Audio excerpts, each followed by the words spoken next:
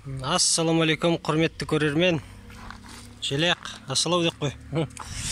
Так, набала қайда кетіп қалды, неге видеолар түсірмей қойды деп ойлап атқан шығарсыздар. Бізде бәрі жақсы.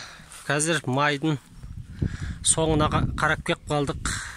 Біздің бортымызға 2 айға жақындады. Несі? Уақыты 2 ай болды.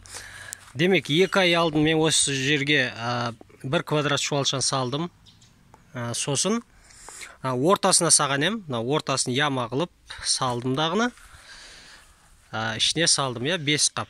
5 қап салдым. Сосын шулаушандарымыз не істеді? Ары бер жаңағы жүріп, жан жақтарға нелер тастап шықты. Өзінің кокындары дейміз.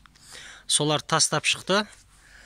Қай бір видеомды қарасаңыздар, жаңағыдай не көретін боласыздар. Жаңағы алдыңғы видеоларда мен түсіріп, видео түсірген болатынмын.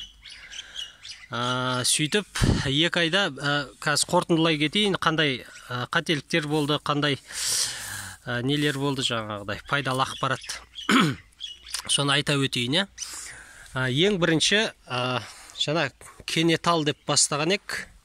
Кенетал үйде егуге болмайды екен, ол улы зат екен. Оны жаңа көрермендеріміз комментарияға жазып, неған соң мен оларды не істедім, барлығын жұлып тастадым. Үйде бала-шаға бар дегендей сақтық шарасын қолдандым. Екінші мәселе. Мына шлакоблоктарды қойдық. Және бұғанда бір несі бар, бір минусы бар екен. Жаңа бір қатты жауған кезде шлакоблогның ішінде су толып қалады, как ванна сияқты болып қалып, шубалшандарымыз тұншығып қалуы мүмкін. Сондықтан не істейміз? Егер қатты жауын болып жатқан кезде, мысалға, біреуін осылай алып, осылай ашып, бер жаққа. Арасына 3-4 не қылып, тағы біреуін ашып, солай дайындық шараларын қолдану керекпіз. Демек, бұлай, мына жақтан су жиналған су осы жерлерден ағып кететін болады.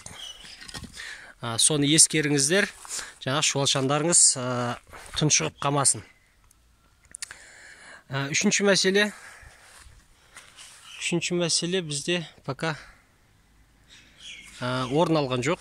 Жаңа қателіктеріміздің бір сүйік биогумус дедік, басқа дедік. 1-2 видеолар түсірілді. Енді мен не істейін деп жатырмын, енді өзім планыммен бөлісе отырайын. Әдеттегінде 3 айдан кейін бұны 10 есе көбейту керек. Біздікі 2 ай болды. Демек, менде қазір бар көңім бар, жаңағыдай дайындап қойған алдын ала. Соған мен енді Құдай қаласа осы 2 айға 1-2 күннен кейін толған соң, осыны 5 есе көбейтем деп ойлап жатырмын. Мына жаққа жай дайындап қойдым. Көрдіңіздер ме? Мына арық. Осы математикалық есептеулер жүргізіп, осы жаққа тастайтын болам. 2 айлық нені, шуалшандарды 5 есеге көбейтемін. Солай жасайым. Солай деп жобалап жатырмын. Негізінде 3 айға толтырып, 10 есе көбейтіндер деп жатады. Мына жерде де ортасында арығы бар. Солай ортасына жаңа тастап шығамын, көрдіңіздер ме? Төбеде шөп жинап қойғам. Азын-аулақ соларды үстіне осылай төбесіне саламдағыны суғарып, бұларды да жасап жататын болам. Бұны не үшін жасап жатыр? Мен ойлап жатырмын, өзім ойлап жатырмын. Шуалшандарға қанша көп жер болса, сонша тез көбейет деп жобалап жатырмын. Себебі айтайын, басында. Ана төбе жағы. Жаңа ірі шуалшандар алды дағыны, жаңағы майдалап тастады да, төбені. Жаңа майдалап тастады, сөйтіп өздері басқа жаққа көшіп кетті. Майда болып қалды да жаңағы. Басқа ірі әлі не қылмаған жерлерге өтіп кетті да. Кейін қарайтын болсам, жаңағы осы майдалаған жерлері жаңа жұмыртқаларын тастап кеткен екен.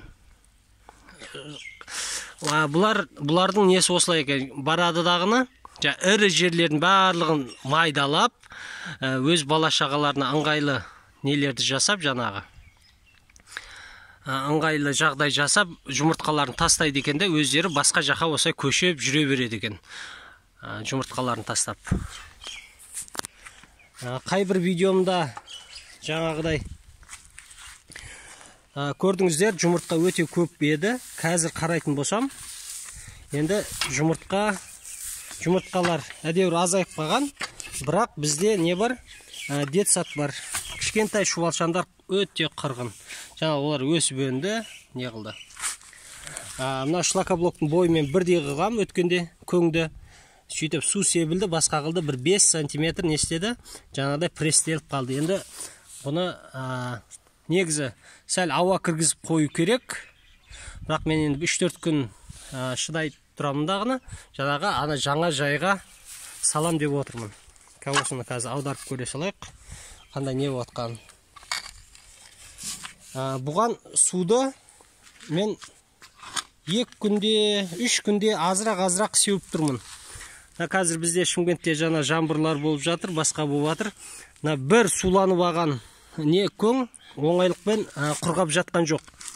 Бұл сиырдың көңі. Егер жылқыныкі болса, ол баяғыда не істейтін еді, құрғап кетер еді. Өте майда шуалшандар.